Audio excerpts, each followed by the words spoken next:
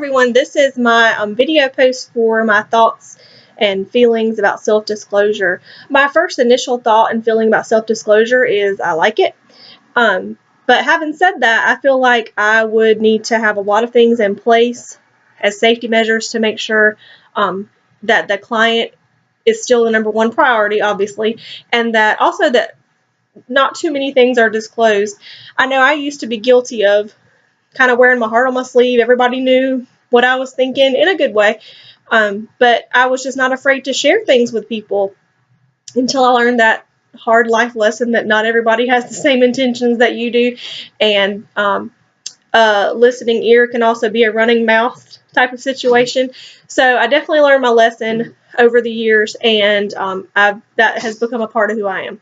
So having even though I'm a fan of self-disclosure, I definitely think there needs to be some safety measures in place. It would definitely have to be with a client that I was comfortable with, and it would definitely have to be used only for the benefit of the client if it was something that was going to move them forward, not for something that I would need. I would definitely need to make sure that I would remain the counselor and not turn into the client. Amber and I were talking about this at school earlier today, and I was explaining to her there was a situation with my 6-year-old yesterday at school, and she was so upset when she got in the car going home, and she was just spilling her heart out, and I hurt for her because I'm her mama.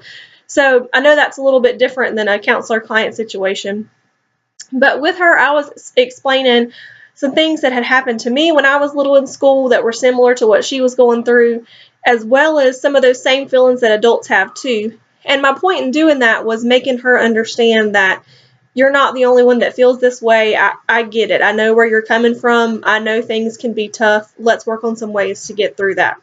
In those type of situations, I feel like self-disclosure could be very beneficial. However, I feel that too much self-disclosure may come back to bite you. I feel like it could create too comfortable of an atmosphere with the counselor and the client, that the client may get too comfortable. There could even be maybe a role reversal, as we read in the book and as Amber and I talked about earlier.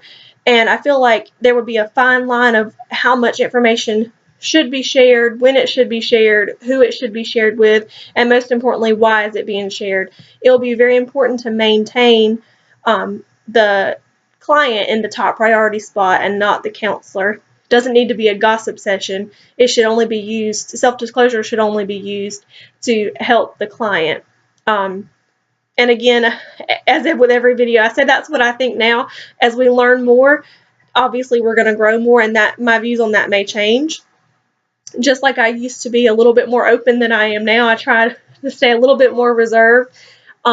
Just because I've learned those lessons, I feel like I'll learn those same lessons as a counselor.